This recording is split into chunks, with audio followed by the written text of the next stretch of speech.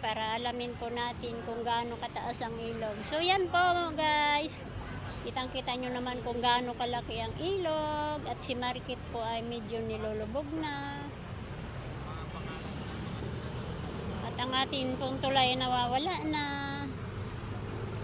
At ang atin pong level ng water is first alarm pa lang po. So, yan po ang ating ilog ay nasa first alarm na po.